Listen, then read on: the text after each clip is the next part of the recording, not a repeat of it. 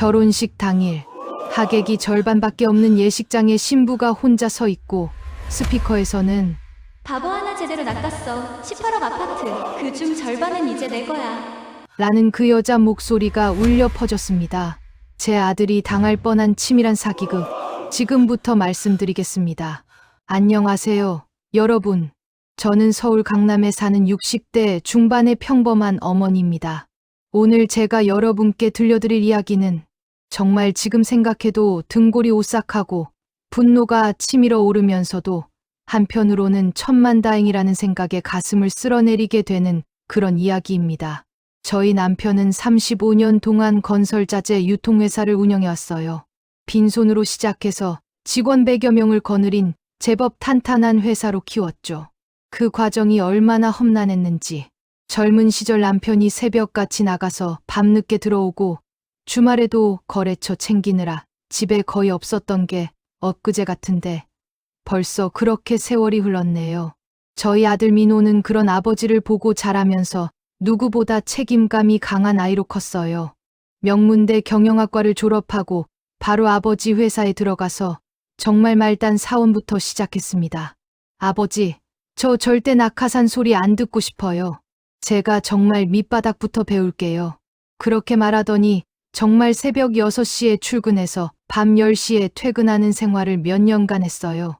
창고 정리부터 시작해서 영업, 구매, 관리까지 안 해본 일이 없을 정도였죠.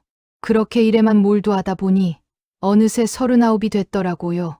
주변 친구들은 다들 결혼해서 초등학생 자녀 둘씩 키우는데 우리 민호는 여자친구 하나 없이 회사와 집만 오가는 거예요. 어머니로서 얼마나 마음이 타들어갔는지 모릅니다. 저녁 식사 때마다 넌지시 얘기를 꺼내보곤 했어요. 민호야, 이제 슬슬 결혼도 생각해봐야 하는 거 아니니? 엄마가 주변에 괜찮은 분 좀 알아볼까? 엄마, 저 지금 회사에서 신규 사업 준비하느라 정신없어요. 결혼은 그 다음에 생각할게요. 항상 이런 식이었어요. 일이 먼저고 연애는 나중이고. 그러다가 어느 날 민호가 퇴근하고 집에 들어오더니 거실 소파에 털썩 주저앉으면서 한숨을 쉬는 거예요. 엄마, 저 요즘 너무 외로워요. 친구들 만나면 애들 이야기만 하고 회식 자리에서도 다들 가족 얘기하는데 저만 할 말이 없어요. 도대체 어디 가서 여자를 만나야 할지 모르겠어요. 아이고, 우리 아들이 드디어 정신을 차렸구나 싶었죠. 기다리고 기다리던 말이었어요. 그래. 그럼 엄마가 주변에 괜찮은 분들 알아볼까? 엄마 친구 딸들 중에도. 아니에요, 엄마. 그건 너무 부담스러워요. 그냥 자연스럽게 만났으면 좋겠어요. 그렇게 며칠이 지난 어느 날 민호 대학 동기였던 준석이라는 친구에게서 연락이 왔다고 하더라고요. 여자를 소개시켜주고 싶다면서요. 그 준석이라는 친구는 민호가 대학 때부터 가장 친하게 지냈던 친구였어요.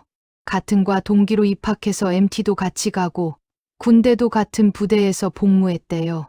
제가 몇 번 봤을 때도 예의 바르고 밝은 청년이었고 무엇보다 민호를 정말 아끼는 것처럼 보였거든요. 엄마, 준석이가 회사 거래처에 괜찮은 여자분이 있다면서 저한테 소개시켜주고 싶대요. 어머, 그래? 준석이가? 그 친구 눈은 믿을만하지. 어떤 분이래? 서강대 나와서 대기업 식품회사 다니는 분이래요. 나이는 저보다 4살 어리고 외모도 청초한 스타일이고 성격도 정말 좋다는데요. 들으면 들을수록 며느리감으로 완벽하게 들렸어요. 명문대의 대기업이라니.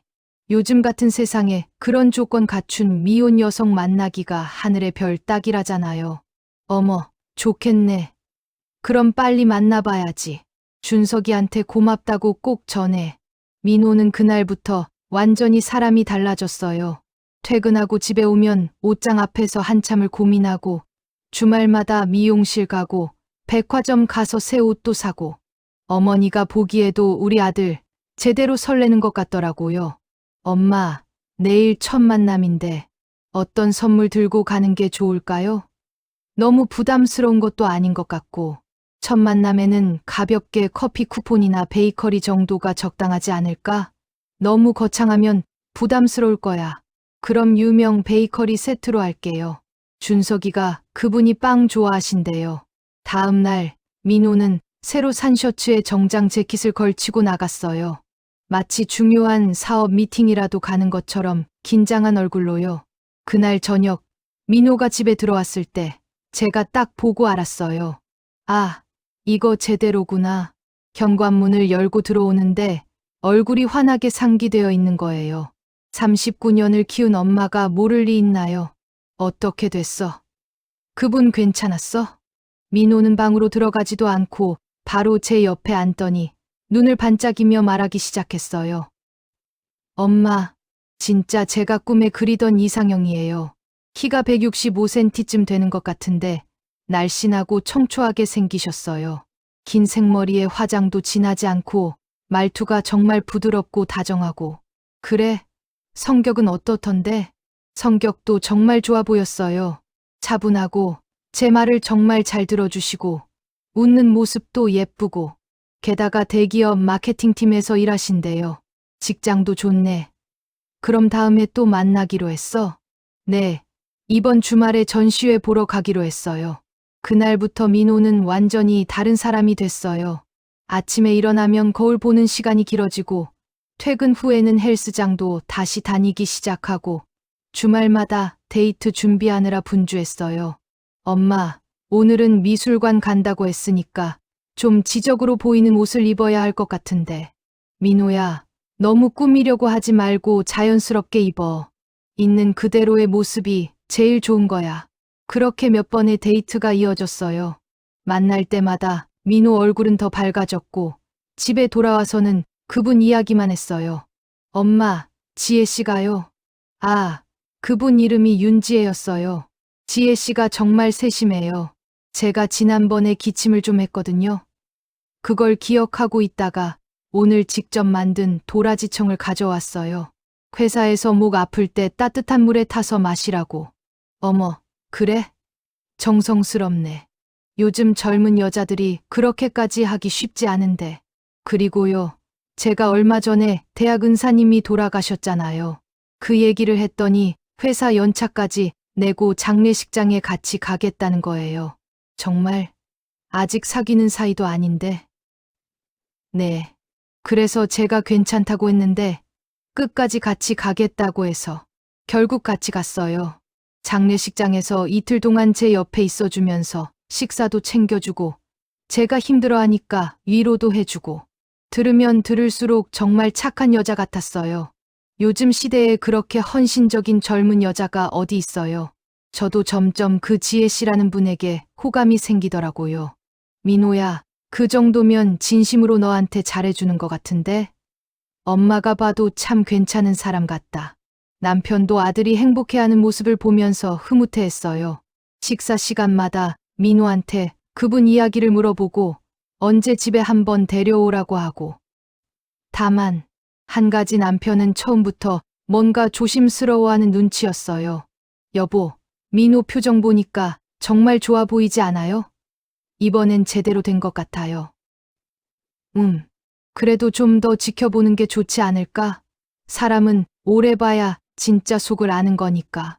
아이고, 당신은 왜 그래요?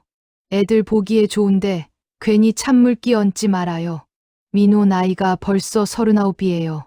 이제라도 좋은 사람 만났으면 됐지. 그때는 제가 그렇게 말했어요. 지금 생각하면 남편 말을 좀 더 귀담아 들을 걸 그랬어요. 사업을 35년 하면서 온갖 사람들을 다 봐온 남편의 직감을 무시한 게 정말 후회됩니다. 연애를 시작한 지 석 달쯤 됐을 때였어요.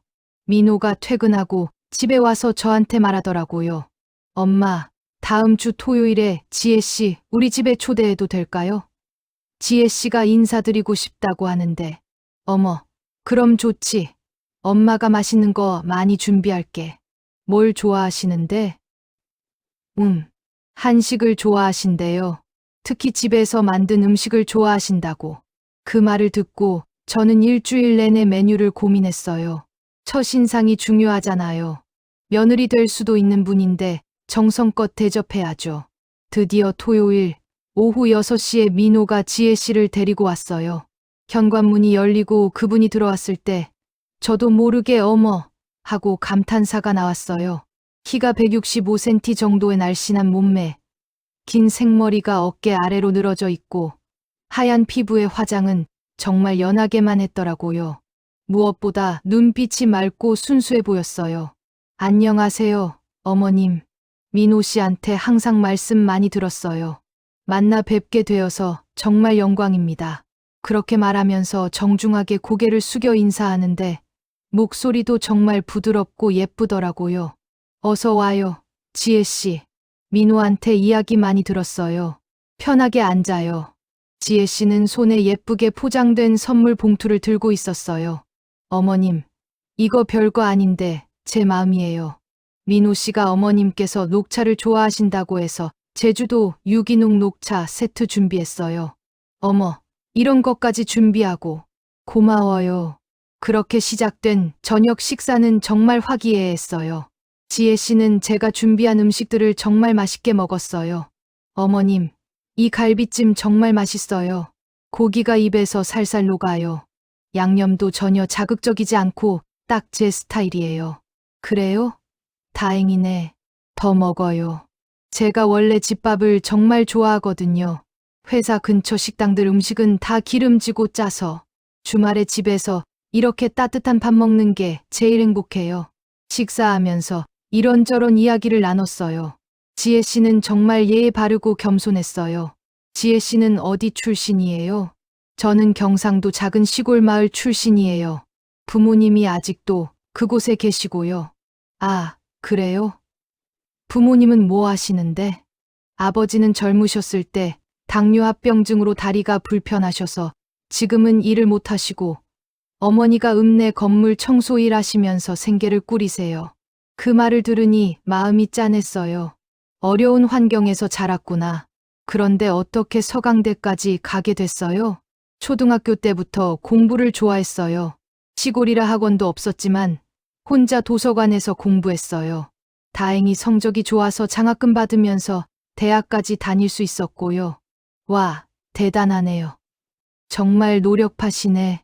어머님, 저 사실 부끄러운데 지금도 월급의 절반 정도를 부모님께 드리고 있어요. 두 분이 저를 여기까지 키워주셨으니까 당연한 거라고 생각해요. 그 말을 듣는 순간 저는 이 여자다 싶었어요. 요즘 젊은 사람들이 부모한테 돈을 보내기는커녕 손 벌리고 있는 게 대부분인데 이렇게 효심 깊은 사람이라니. 식사가 끝나고 과일을 먹으면서 남편이 지혜 씨한테 물었어요. 지혜 씨, 회사 생활은 어때요? 힘들지 않아요? 처음에는 적응하느라 힘들었는데 지금은 괜찮아요. 선배들도 잘 챙겨주시고 업무도 재미있어요. 민호 이 녀석은 어때요? 괜찮아요? 그 질문에 지혜 씨가 민호를 힐끗 보더니 수줍게 웃으면서 대답했어요. 민호 씨는 정말 좋은 분이세요. 제가 힘들 때 항상 옆에 있어 주시고 진심으로 저를 걱정해 주시는 게 느껴져요. 아버님, 어머님께서 정말 잘 키우셨어요. 남편도 그 말을 듣고 흐뭇하게 웃었어요. 지혜 씨가 돌아간 후 저는 남편한테 물었어요. 여보, 어때요? 우리 며느리감으로 괜찮죠? 겉으로 보기에는 괜찮아 보이는데 겉으로 보기에는 속도 착해 보이는데요. 효심도 깊고 예의도 바르고 그래도 좀 더 지켜봐야지. 사람은 쉽게 판단하는 게 아니야. 저는 남편이 너무 신중한 거 아닌가 싶었어요. 하지만 남편은 계속 뭔가 껄끄러워하는 표정이었어요. 그렇게 몇 달이 더 흘렀어요. 민호와 지혜 씨의 관계는 점점 더 깊어졌고 저는 자주 지혜 씨를 만났어요. 어느 날은 제가 백화점에 쇼핑을 갔는데 지혜 씨한테서 전화가 왔어요. 어머님, 혹시 지금 시간 괜찮으세요? 응. 지금 백화점인데 왜? 제가 어머님 드릴 선물 하나 고르고 싶은데 같이 가주실 수 있으세요? 선물? 무슨 선물? 다음 주가 어머님 생신이시잖아요. 민호 씨한테 들었어요. 아이고, 제 생일을 기억하고 있었다니. 며느리도 아닌데 말이에요. 우리는 백화점 스카프 코너에서 만났어요. 지혜 씨는 한참 동안 여러 스카프를 살펴보더니 하나를 골랐어요.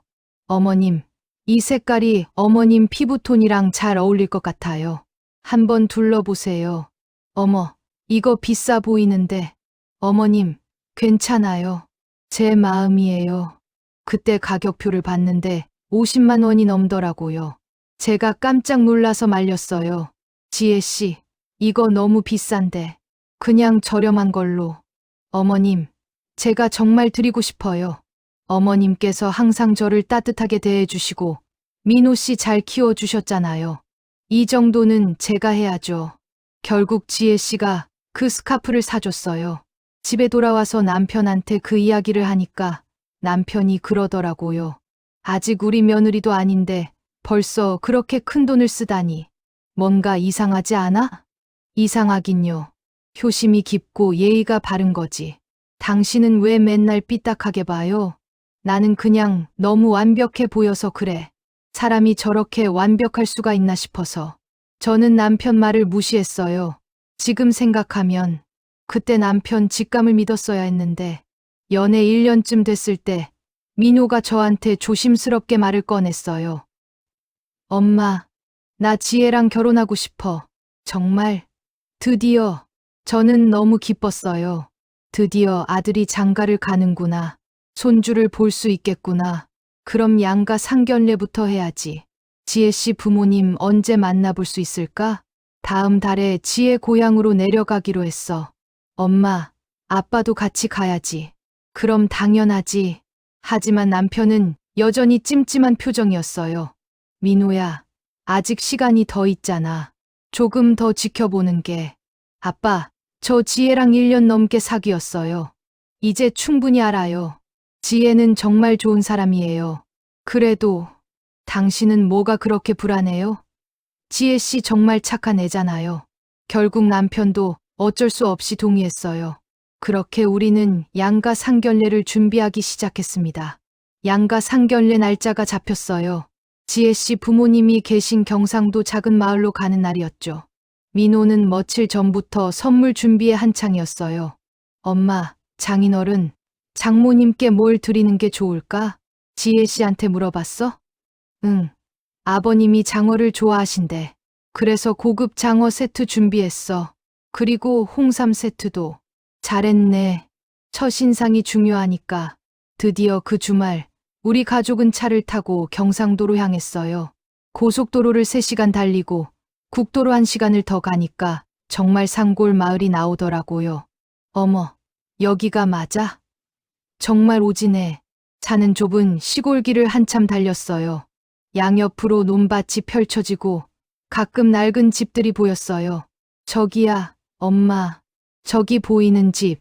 민호가 가리킨 곳을 보는 순간 저는 말문이 막혔어요. 마을에서도 가장 구석진 곳에 있는 정말 낡고 허름한 집이었어요. 지붕은 낡은 슬레이트였고 벽은 페인트가 벗겨져 시멘트가 드러나 있었어요. 저기가 지혜 씨 집이야? 응. 차에서 내리니까 마당 흙바닥이 울퉁불퉁했어요. 집 옆을 보니 작은 판잣집 같은 게 하나 있는데 알고 보니 그게 화장실이더라고요. 어머나, 아직도 재래식 화장실이. 요즘 세상에 아무리 시골이라지만 이 정도일 줄은 몰랐어요. 그때 집 안에서 누군가 나오는 소리가 들렸어요. 왔나? 어서 오이소. 지팡이를 짚고 절뚝거리며 나오시는 분이 지혜 씨 아버지였어요. 당뇨합병증으로 다리가 불편하시다고 들었는데 그래도 마당까지 나와서 우리를 맞아주셨어요. 50대 후반으로 보이는데 얼굴은 햇볕에 그을려 까맣고 옷은 낡은 작업복 차림이었어요. 하지만 얼굴에 환한 미소를 띠고 계셨어요. 아이고, 사돈 어른신들 오셨네. 먼 길 오시느라 수고하셨제. 아닙니다. 저희도 뵙고 싶었습니다. 이어서 지혜 씨 어머니도 나오셨어요. 50대 중반쯤 돼 보이는데 역시 얼굴이 고되셨는지 주름이 많으셨어요. 하지만 눈빛만큼은 정말 따뜻하고 밝으셨죠. 어머나, 사돈 어른신들 오셨네. 어서 들어오이소. 집이 누추해도 이해해 주이소. 집 안으로 들어가니 정말 말로 표현하기 어려웠어요. 바닥은 낡은 장판이 깔려 있고 벽은 벽지가 군데군데 찢어져 있었어요. 거실이라고 할 만한 공간에는 낡은 TV와 오래된 소파가 있었어요. 하지만 두 분의 얼굴만큼은 정말 밝았어요. 앉으이소, 앉으소. 아이고, 민호 씨 부모님 뵈니 반갑네에. 우리는 방바닥에 앉았어요. 지혜 씨 어머니가 부엌에서 식혜와 과일을 가져오셨어요. 변변찮지만 드이소. 감사합니다. 민호가 준비한 선물을 드리자 두 분이 정말 감격하셨어요. 아이고, 이런 것까지. 미안하네. 아닙니다. 마음입니다. 그때부터 지혜 씨 부모님은 딸 자랑을 시작하셨어요. 우리 지혜가 어렸을 때부터 공부를 얼마나 잘했는지 아십니까? 초등학교 때부터 고등학교까지 쭉 1등만 했자라. 지혜 씨 아버지가 자랑스럽게 말씀하셨어요. 학원도 한 번 못 보냈는데 혼자 도서관 가서 공부하더니 서울 좋은 대학까지 들어갔자라. 장학금까지 받고 정말 대단하시네요. 그것뿐이 아니제라. 우리 지혜가 착하기도 착한 기라.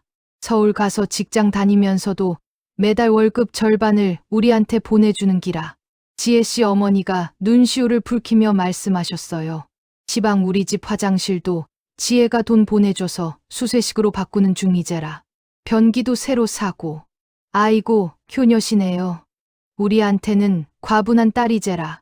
어렸을 때부터 동네 할매들 어깨도 주물러주고 심부름도 잘하고 동네에서 칭찬 안 듣는 날이 없었제라. 두 분은 계속해서 딸 자랑을 하셨어요. 정말 자랑스러워 하시는 게 느껴졌어요. 점심 식사는 지혜 씨 어머니가 정성껏 준비하셨어요. 시골 밥상이었지만 정말 깨끗하고 맛있었어요. 우리 지혜가 시집 잘 가서 참 다행이제라.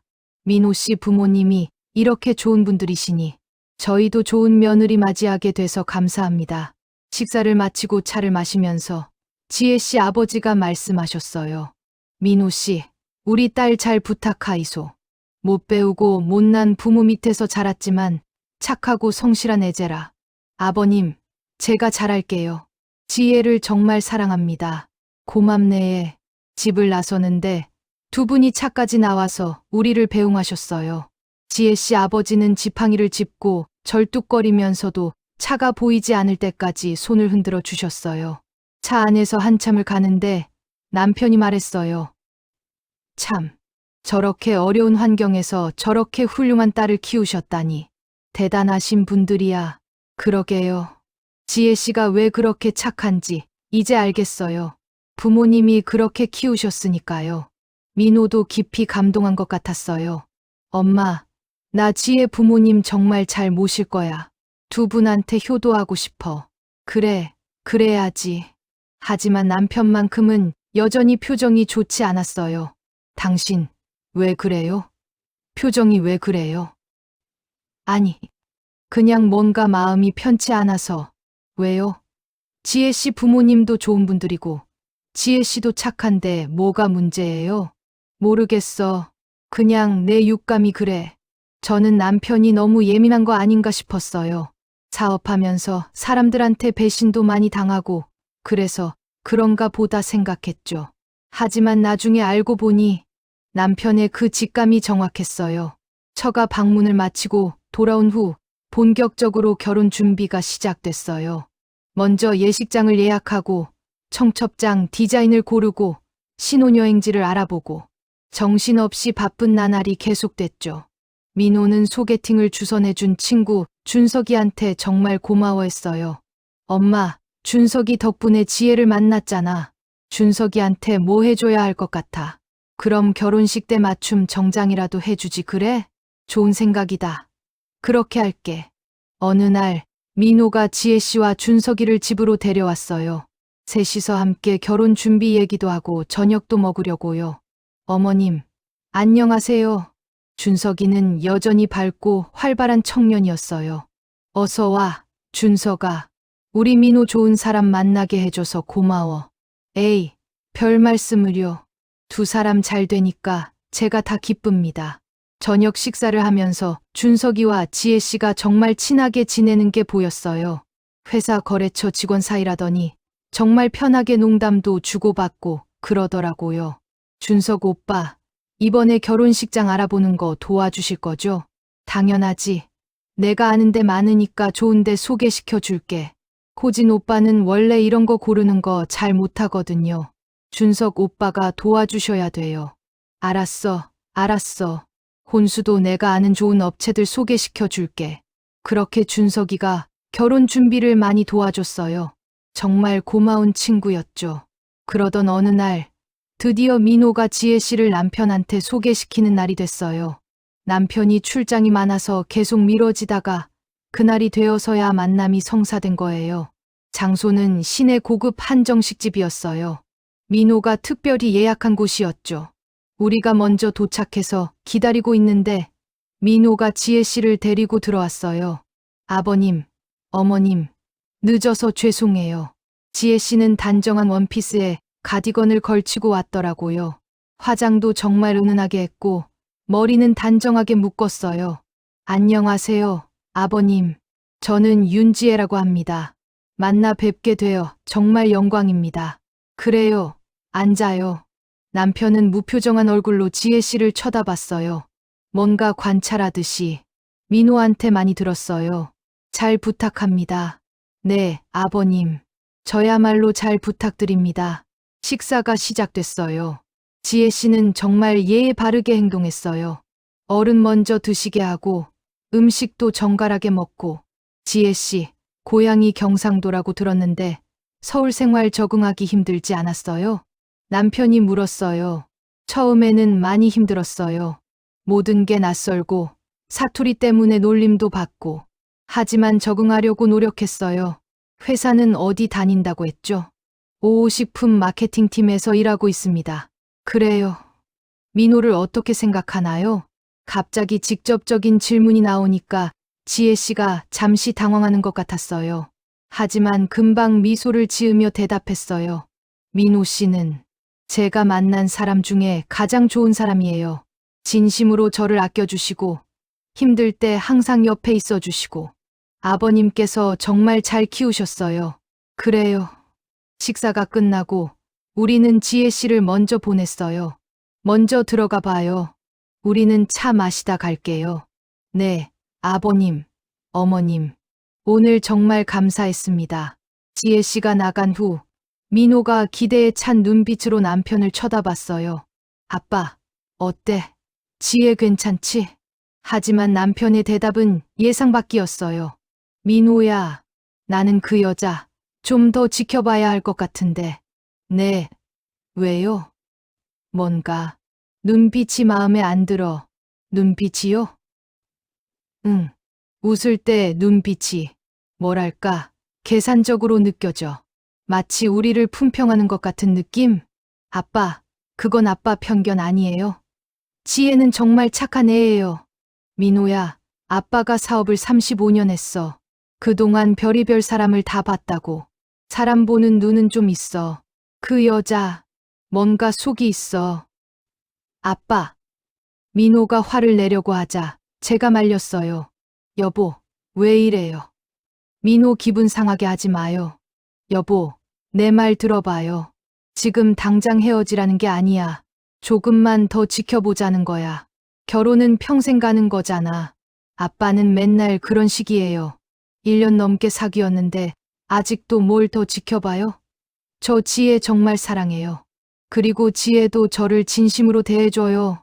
민호야, 아빠, 제발, 제 선택을 믿어주세요. 제가 사람 하나 제대로 못 보는 뜨내기 같아요. 분위기가 정말 안 좋아졌어요. 결국 우리는 그냥 집으로 돌아왔죠. 집에 와서 남편한테 물었어요. 여보, 진짜 그렇게 느껴졌어요? 지혜 씨가 계산적이었어요? 응, 뭐랄까, 말투나 표정은 완벽했어. 너무 완벽해. 마치 연습한 것처럼. 그리고 날 볼 때 눈빛이 마치 이 사람이 얼마나 재산이 있을까 하고 저울질하는 것 같은 느낌이었어. 설마요. 여보, 내 직감이 틀린 적이 별로 없어. 사업하면서 사람 때문에 손해본 적이 거의 없잖아. 이번에도 내 직감이 뭔가 경고하고 있어. 그래도 민호가 저렇게 좋아하는데 그게 더 걱정이야. 눈이 멀어서 제대로 못 보고 있는 것 같아. 그날 밤 저는 잠을 제대로 못 잤어요. 남편 말이 계속 머릿속을 맴돌았거든요. 며칠 후 민호가 급하게 집에 왔어요. 엄마, 아빠, 중요한 얘기가 있어요. 무슨 일이야? 지혜가 임신했어요. 뭐? 저와 남편은 동시에 놀라서 소리쳤어요. 임신을 했다고? 아직 결혼도 안 했는데. 죄송해요. 저희가 조심하지 못했어요. 하지만 아이는 제 아이가 맞아요. 민호야. 남편이 한숨을 깊이 쉬었어요. 아빠, 그래도 이제 결혼 미루면 안 되잖아요. 지혜도 임신한 몸인데. 남편은 한참을 고민하다가 입을 열었어요. 알았다. 결혼해라. 아이를 가졌으니 어쩔 수 없지. 하지만 민호야, 조심해. 아빠 말 명심해. 네. 그렇게 결혼이 확정됐어요. 임신까지 했으니 이제 돌아갈 수 없는 거였죠. 남편은 그래도 아들 결혼이니까 제대로 준비해주고 싶어 했어요. 민호야, 신혼집은 아빠가 준비할게. 강남에 신축 아파트 하나 계약하자. 아빠, 너무 부담스러운데. 됐어. 아들 하나 결혼시키는데 이 정도는 해줘야지. 그리고 혼수도 지혜 씨 원하는 걸로 다 맞춰줄게. 결국 남편은 강남의 신축 아파트를 18억에 매입했어요. 그리고 지혜 씨가 원하는 대로 인테리어도 다시 하고 최신식 가전제품으로 다 갖춰줬어요. 지혜 씨 부모님은 그 소식을 듣고 정말 기뻐하셨대요. 아이고, 우리 사돈 어른께서 우리 지혜를 얼마나 아껴주시는지. 고맙기 그지없네. 남편은 마음이 불편해 보였지만 그래도 아들을 위해서 최선을 다했어요. 결혼식 날짜도 잡혔어요. 석 달 후였죠. 이제 남은 건 결혼식을 준비하는 것뿐이었어요. 결혼식이 다가오면서 신혼집으로 짐을 옮기기 시작했어요.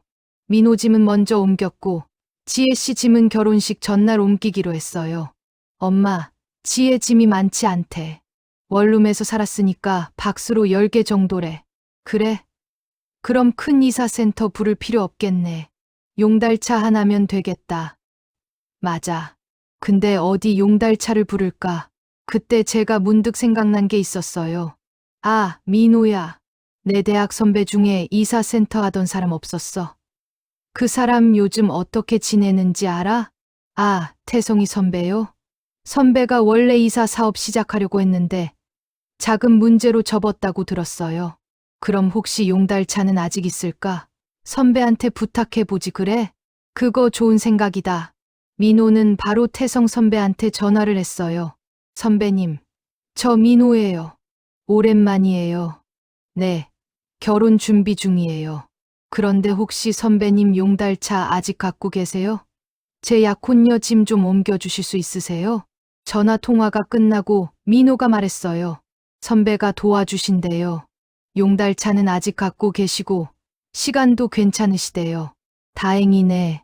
선배한테 수고비 제대로 챙겨드려야 해. 당연하죠. 그리고 선배 결혼식에도 초대할게요. 결혼식 전날 아침 민호가 먼저 신혼집으로 갔어요. 짐을 받아서 정리하려고요. 태성 선배는 지혜 씨 원룸으로 가서 짐을 실기로 했고요. 엄마, 나 먼저 갈게. 지혜는 결혼식 전이라 피부 관리 받으러 샵에 간대. 저녁에 신혼집으로 올 거래. 그래, 잘 다녀와. 오후쯤 됐을까요? 민호한테서 전화가 왔어요. 엄마, 목소리가 이상했어요. 떨리고 있었어요. 왜? 무슨 일이야? 엄마, 지금 집에 아무도 없죠? 아빠도 회사 가셨고. 응, 왜? 무슨 일 있어? 엄마, 지금 바로 집으로 갈게요. 아빠한테도 연락해서 집으로 오시라고 해주세요. 도대체 무슨 일인데? 전화로는 말 못해요. 지금 바로 갈게요. 전화가 끊겼어요. 저는 불안한 마음에 남편한테 전화를 했어요. 여보, 민호가 지금 당장 집으로 오래. 당신도 빨리 와요. 무슨 큰일 난 것 같아. 1시간 후, 우리 가족은 거실에 모였어요. 민호 얼굴은 창백했고, 눈은 충혈되어 있었어요. 울었던 것 같았어요. 민호야, 도대체 무슨 일이야? 민호는 한참을 말을 못하더니 떨리는 손으로 핸드폰을 꺼냈어요. 엄마, 아빠, 이거 들어보세요. 민호가 녹음 파일을 재생했어요. 스피커에서 여자 목소리가 흘러나왔어요. 분명히 지혜 씨 목소리였어요. 그래, 옷이랑 화장품 다 버렸어. 절반은 버린 것 같아. 이제 마음껏 진짜 잘 살 수 있는 집안에 시집 가는데 뭐하러 짝퉁 들고 가. 처분하니까 속이 다 시원하다. 누군가와 통화하는 소리였어요. 그동안 쌓아놨던 저렴한 옷들 다 버리고 이제 옷장 전부 백화점에서 산 명품들로 꽉 채워야지. 야, 내가 사달라는 거 다 사줘? 당연하지. 진짜 이번에 제대로 잡았어. 나한테 푹 빠져서 뭘 해달라고 하면 다 들어줘. 제 심장이 쿵쿵거렸어요. 이게 무슨 소리지? 이번에 들어가는 신혼집이 18억짜리야. 18억. 신축 건물이라서 이제 몇 년 사이에 25억, 30억으로 확 오를 거야. 그거 이제 이혼하면 절반이 다 내 거잖아. 와, 진짜 대박이다. 호구 제대로 잡았네. 그러니까 이렇게 바보 같은 남자는 처음 봐. 내가 하는 말은 다 믿어. 그래도 3년은 살아야 하지 않아?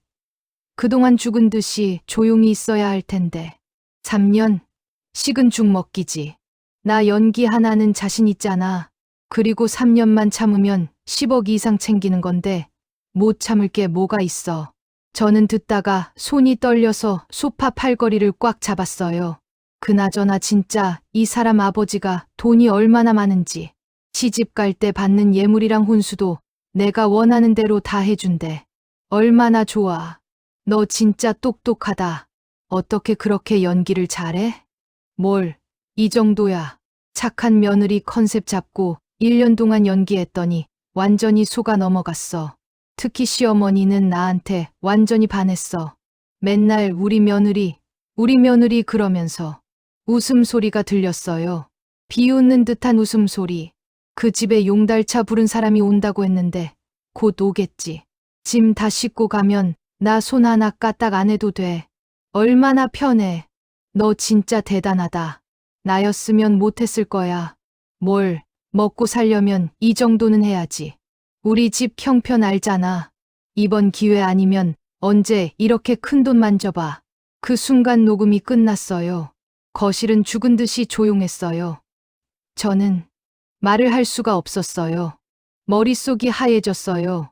이게 진짜인가? 우리가 1년 넘게 알고 지낸 지혜 씨가 정말 저런 사람이었나? 민호가 떨리는 목소리로 말했어요. 태성 선배가 지혜 집에 갔는데 현관문이 열려 있었대요.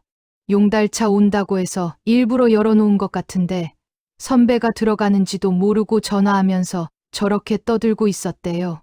민호야, 선배가 이걸 꼭 녹음해서 나한테 들려줘야겠다고 생각하셨대요. 그래서 중간부터 녹음을 하신 거예요. 남편이 주먹을 불끈 쥐었어요. 이 여자가 진짜 아빠가 맞았어요. 아빠가 처음부터 이상하다고 했잖아요. 제가 바보였어요. 제가 눈이 멀었어요. 민호가 울먹이기 시작했어요. 엄마, 미안해요. 제가 사람을 제대로 못 봤어요. 엄마가 그 여자한테 얼마나 잘해줬는데 엄마를 이용한 거였어요. 그 여자가 저도 눈물이 났어요. 분노와 배신감과 허탈함이 한꺼번에 밀려왔어요. 저 여자가 감히 우리 가족을 그렇게. 남편이 일어서며 말했어요. 당장 그 여자한테 가서. 아빠, 안 돼요. 민호가 남편을 말렸어요. 제가 해결할게요. 제가 당한 일이니까 제가 해결해야죠. 아빠는 그냥 지켜봐 주세요. 민호야, 내일 결혼식이에요. 내일 그 여자한테 제대로 보여줄게요. 민호 눈빛이 변해 있었어요. 분노와 복수심으로 가득 찬 눈빛이었어요. 민호야, 무슨 생각을 하는 거야? 엄마, 저 혼자 할 수 있어요. 내일 결혼식장에 오시면 돼요. 제가 다 준비할게요. 그날 밤, 민호는 집에 있지 않고 어디론가 나갔어요. 저와 남편은 잠을 한숨도 못 잤어요. 여보, 민호가 무슨 짓을 하려는 걸까요? 모르겠어. 하지만 민호 표정 봤어? 뭔가 계획이 있는 것 같았어. 내일 결혼식이 어떻게 되는 거예요? 두고 봐야지. 민호가 알아서 할 거야.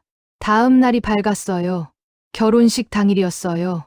하지만 이건 결혼식이 아니라 복수의 날이 될 거였어요.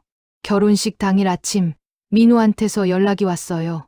엄마, 아빠, 오늘 결혼식장에 2시까지 오세요. 그리고 아무것도 물어보지 말아요. 제가 다 준비했으니까. 민호야, 도대체 뭘 하려고? 엄마, 믿어주세요. 오늘 제대로 복수할 거예요. 전화가 끊겼어요. 저와 남편은 불안한 마음으로 예식장으로 향했어요. 예식장에 도착하니 벌써 2시가 다 됐더라고요. 민호는 아직 안 보였어요. 그런데 이상했어요. 넓은 예식장에 사람이 거의 없었어요. 신부 측 하객들만 30여 명 정도 와 있었어요. 신랑 측 자리는 텅텅 비어 있었어요. 지혜 씨 부모님이 예식장 입구에 서 계셨는데 당황한 표정이었어요. 사돈 어르신, 이게 어찌된 일입니까? 신랑 측 하객들은 왜 안 오는 겁니까? 저희도 잘 모르겠습니다. 지혜 씨 어머니가 불안한 얼굴로 물었어요. 민호 씨는 어디 있습니까? 지혜가 신부 대기실에 있는데 민호 씨가 연락도 안 된다고 하는데 저희도 연락이 안 됩니다. 그때 예식장 직원이 다가왔어요. 죄송하지만 하객 여러분 예식장 안으로 들어가 주시겠습니까? 곧 식이 시작됩니다. 네. 신랑도 안 왔는데 무슨 식을 시작합니까? 신랑 측에서 예정대로 진행하라고 하셨습니다.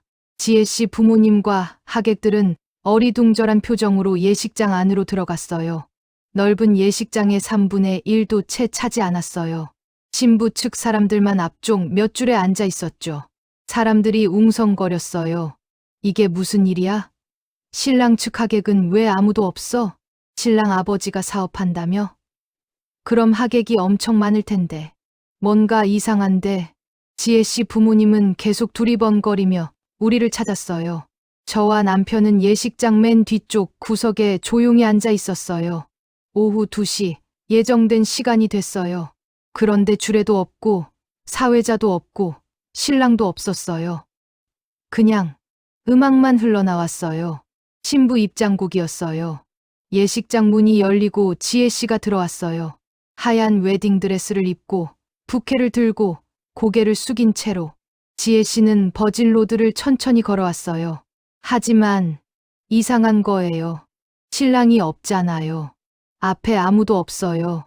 지혜 씨가 걸어오다가 멈췄어요. 고개를 들어 주위를 둘러봤어요. 텅 빈 신랑 측 자리, 그리고 신랑이 서 있어야 할 빈자리. 지혜 씨 얼굴이 창백해졌어요. 바로 그때 음악이 멈췄어요. 그리고 스피커에서 다른 소리가 흘러나왔어요. 어제 민호가 들려준 그 녹음 파일이었어요. 그래, 옷이랑 화장품 다 버렸어. 절반은 버린 것 같아.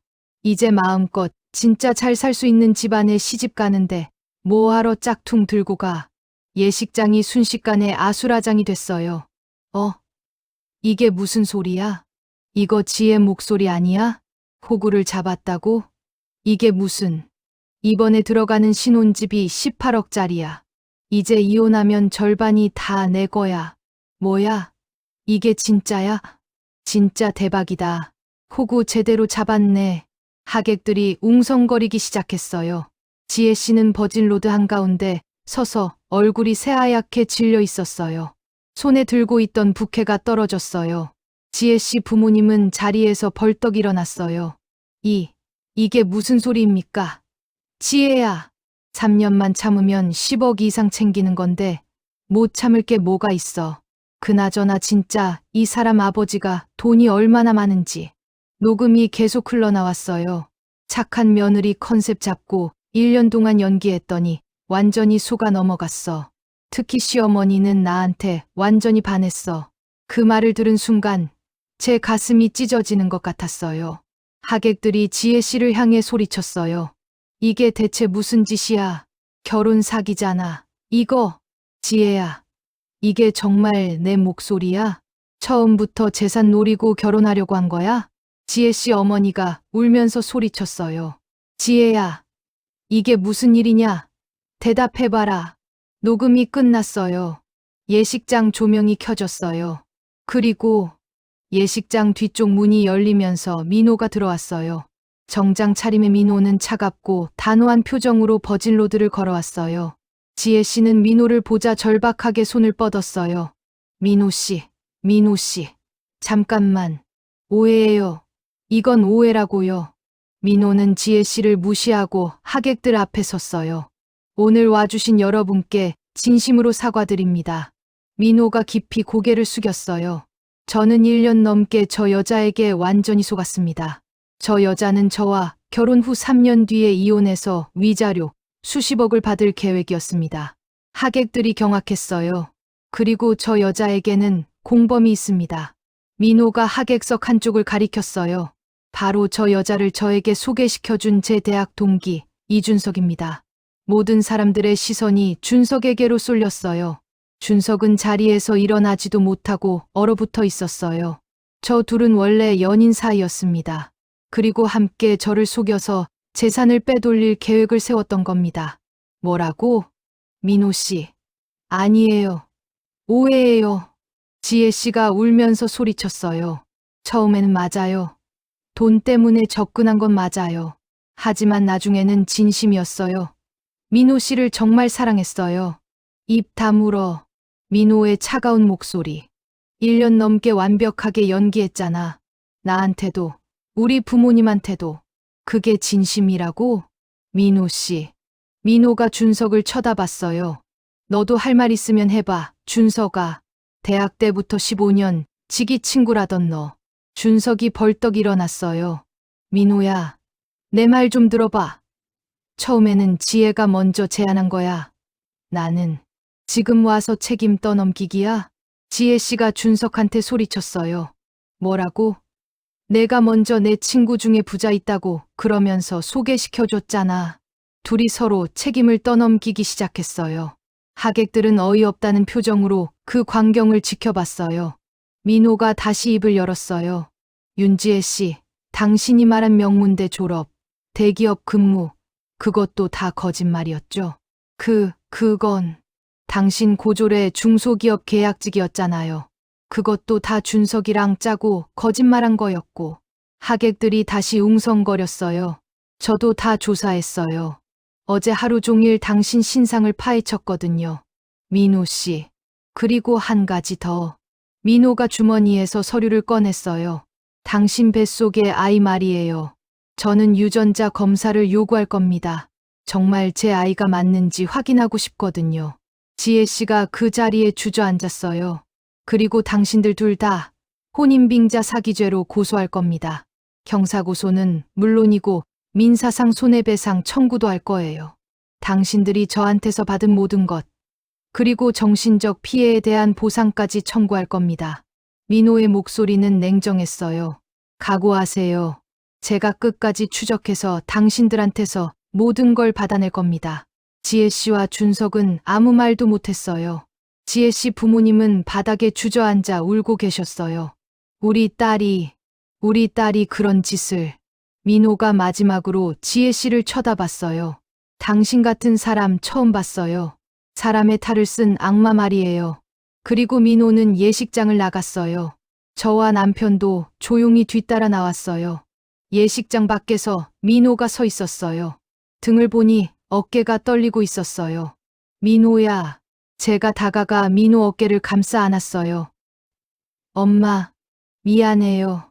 엄마한테 이런 사람을. 괜찮아. 다행이야. 결혼 전에 알게 돼서 정말 다행이야. 민호가 저를 안고 울었어요. 39살 어른이 엄마 품에서 아이처럼 울었어요. 다 끝났어. 이제 다 끝났어. 남편이 민호 등을 토닥였어요. 잘했다, 민호야. 아버지가 자랑스럽다. 결혼식 다음 날부터 민호는 바로 소송 준비에 들어갔어요. 엄마, 저 변호사 선임했어요. 혼인빙자 사기죄로 형사고소하고 민사소송도 같이 진행할 거예요. 그래, 잘했어. 끝까지 제대로 해야지. 민호는 그 녹음 파일과 결혼식 영상을 모두 증거로 제출했어요. 태성 선배가 녹음한 파일이 결정적인 증거가 됐죠.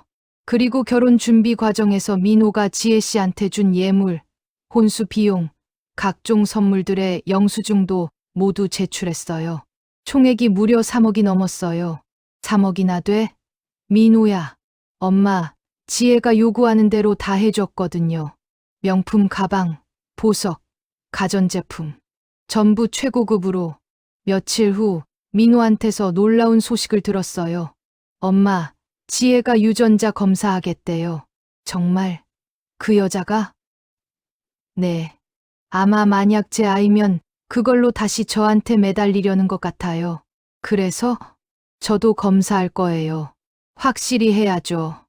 2주 후 유전자 검사 결과가 나왔어요. 민호한테서 전화가 왔는데 목소리가 이상했어요. 엄마, 결과가 나왔어요. 어떻게 됐어? 제 아이가 아니에요. 뭐? 그 아이 아버지가 저도 아니고 준석이도 아니래요. 그럼 지혜한테 제3의 남자가 있었던 거예요. 저는 말문이 막혔어요. 끝도 없는 거짓말, 끝도 없는 배신. 민호야, 엄마, 괜찮아요. 오히려 잘 됐어요. 이제 완전히 끝났다는 확신이 드니까. 며칠 후 준석이한테서 연락이 왔다고 해요. 민호야, 나 정말 미안해. 내가 잘못했어. 제발 한 번만 봐줘. 우리 15년 지기 친구잖아. 준석아, 15년 지기 친구를 그렇게 배신했으면서 무슨 얼굴로 그런 말을 해? 민호야, 너한테는 더 이상 할 말 없어. 법정에서 보자. 민호는 준석의 연락을 모두 차단했어요. 소송은 몇 달간 진행됐어요. 지혜 씨와 준석 측 변호사는 정신적으로 불안정한 상태에서 한 말이다. 농담이었다. 같은 변명을 늘어놨지만 증거가 너무 명확했어요. 결국 법원은 민호의 손을 들어줬어요. 피고인 윤지혜와 이준석은 원고를 기망하여 혼인을 빙자한 사기 행위를 저질렀다고 인정한다. 피고인들은 연대하여 원고에게 위자료 및 손해배상금 총 5억 원을 지급하라. 물론 지혜 씨나 준석이나 당장 5억을 갚을 형편은 안 됐어요. 하지만 민호는 상관없었어요. 엄마, 저는 돈이 중요한 게 아니에요. 저 사람들이 평생 그 빚에 시달리면서 자기가 한 짓을 후회하면서 살았으면 좋겠어요. 그래, 당연히 그래야지. 이후 지혜 씨 소식을 간접적으로 들었어요. 준석한테도 버림받고 뱃속 아이 아버지한테도 버림받고 결국 고향으로 돌아가서 미혼모로 아이를 낳았대요. 그 작은 시골 마을에서 손가락질 받으며 살고 있다고 하더라고요. 우리 동네 자랑이던 딸이 사기꾼이었대. 개천에서 용 낳았다더니 용이 아니라 뱀이었네. 마을 사람들의 수군거림 속에서 지혜 씨 부모님도 힘들어 하신다고 했어요. 준석은 대학 동문회에서 완전히 퇴출당했어요. 민호 친구 사이를 이용해서 사기를 쳤다니 정말 인간 쓰레기다. 그의 주변 인맥도 모두 끊겼고 직장도 그만뒀다고 들었어요. 빚을 갚기 위해 아르바이트를 전전하고 있다고 하더라고요. 엄마, 저는 이제 그 사람들 생각 안 해요. 제 인생 낭비하고 싶지 않아요. 그래, 잘 생각했어. 그 일이 있은 후 민호는 태성 선배를 따로 만났어요. 선배님, 정말 감사합니다. 선배님 아니었으면 저 완전히 인생 망칠 뻔했어요. 아냐, 민호야. 나도 우연히 들은 건데 뭐. 선배님이 그걸 녹음해서 저한테 알려주지 않으셨으면 저는 결혼했을 거예요. 그리고 3년 뒤에 이혼당하고 재산반 넘기고 생각만 해도 아찔해요. 민호야, 그런 말 하지 마. 나도 내가 너무 안쓰러웠어. 선배님은 정말 제 인생의 은인이세요. 민호는 집에 와서 저한테 말했어요. 엄마, 저 태성 선배한테 보답하고 싶어요. 어떻게? 선배가 원래 이사 사업하려다가 자금 문제로 접으셨잖아요. 제가 투자할까 해요. 그래? 좋은 생각이다. 선배가 없었으면 저 지금쯤 지옥 같은 결혼 생활하고 있었을 거예요. 그 돈, 어차피 지혜한테 뜯어갈 뻔한 돈이었잖아요. 선배 사업에 투자하는 게 훨씬 의미 있을 것 같아요. 민호는 태성 선배를 다시 만났어요. 선배님, 저 선배님 사업에 투자하고 싶습니다. 뭐, 민호야, 그건. 선배님, 제 마음 받아주세요. 선배님이 저 살려주셨잖아요. 이 정도는 제가 해야죠. 하지만, 선배님, 원래 계획하셨던 사업 자금이 얼마였어요? 한 2억 정도. 제가 3억 투자하겠습니다. 넉넉하게 하세요. 결국 태성 선배는 민호의 투자를 받아들였어요. 그리고 6개월 후 이사 전문 회사를 오픈했어요. 민호야, 정말 고맙다. 나 열심히 해서 꼭 성공할게. 선배님, 저야말로 감사하죠. 서로 윈윈하는 거예요. 그렇게 태성 선배는 사업을 시작했고 성실하게 운영해서 지금은 꽤 안정적인 회사로 자리 잡았어요. 엄마, 태성 선배 회사 정말 잘 되고 있대요. 직원도 10명 넘게 뽑았대요. 다행이다. 너도 좋은 일 했고 선배도 사업 잘 되고. 민호는 그 일 이후로 달라졌어요. 엄마, 저 해외 출장 다녀올게요. 아빠 회사 신규 사업 관련해서 독일이랑 프랑스 거래처 둘러보고 올게요. 그래, 잘 다녀와. 기분 전환도 되고 좋겠다. 민호는 한 달간 유럽 출장을 다녀왔어요. 돌아왔을 때 표정이 많이 밝아져 있었어요. 다녀왔습니다. 어땠어? 출장 잘 다녀왔어? 네, 좋았어요. 일도 배우고 새로운 거래처도 개척하고 그리고 생각도 많이 정리됐어요. 무슨 생각? 제가 사람을 잘못 봤던 거. 그건 제 책임이에요. 하지만 그것 때문에 제 인생을 망치고 싶지는 않아요. 민호야, 저 이제 다시 시작할 거예요. 일도 열심히 하고 나중에 좋은 사람 만나면 그때 다시 연애도 하고. 그래, 천천히 해. 서두를 필요 없어. 민호는 회사 일에 더욱 매진했어요. 그리고 1년쯤 지났을까요? 어느 날 민호가 집에 와서 말했어요. 엄마, 저 누군가 소개받았어요. 어머, 누구한테? 회사 거래처 사장님이 조카를 소개해주고 싶다고 하시는데. 엄마, 이번에는 천천히 알아가 볼게요. 섣불리 판단하지 않을게요. 그래, 천천히 해. 그리고 엄마 아빠한테도 빨리 소개시켜줘. 네, 그럴게요. 이번에는 민호가 정말 신중하게 만났어요. 6개월 동안 만나면서 그 사람의 주변 사람들도 만나보고, 일하는 모습도 보고, 평소 행동도 관찰하고, 그리고 우리 부부한테도 일찍 소개시켰어요. 안녕하세요. 어머님, 아버님. 저는 김수진이라고 합니다. 그분은 정말 담백하고 솔직한 사람이었어요. 저는 평범한 직장인이에요. 특별한 게 없어요. 그냥 성실하게 살려고 노력하는 사람이에요. 남편도 이번에는 긍정적이었어요. 이번 사람은 진짜 같아. 눈빛이 맑아. 2년 후 민호는 수진 씨와 결혼했어요. 이번에는 정말 조용하고 소박한 결혼식이었어요. 가까운 사람들만 초대하고 작은 예식장에서 했어요. 민호야, 행복해라. 네, 엄마. 이번에는 진짜예요. 지금 민호는 수진 씨와 행복하게 살고 있어요. 얼마 전에 아이도 태어났고요. 손주를 안고 있으면 그때의 일이 가끔 생각나요.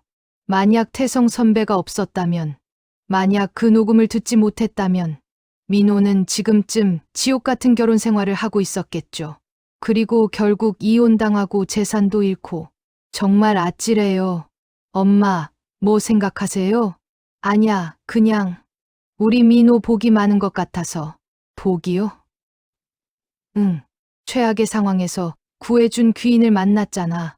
그리고 지금은 좋은 사람 만나서 행복하게 살고 있고. 맞아요.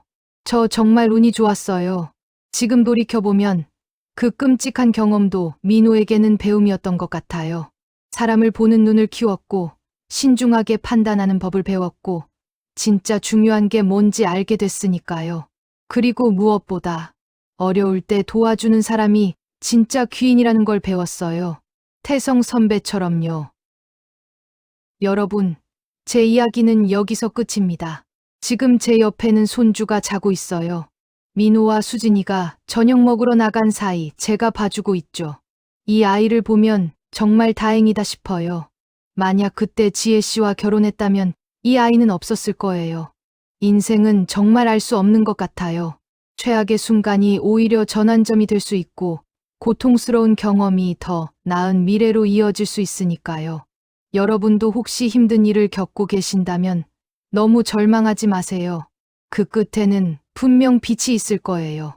그리고 여러분 주변에도 분명 귀인이 있을 거예요. 어려울 때 진심으로 도와주는 사람, 그 사람이 진짜 귀인입니다. 제 아들에게는 태성 선배가 그런 사람이었어요. 여러분도 그런 귀인을 만나시길, 그리고 여러분 자신도 누군가에게 귀인이 되시길 바랍니다. 긴 이야기 들어주셔서 감사합니다. 모두 건강하시고 행복하세요.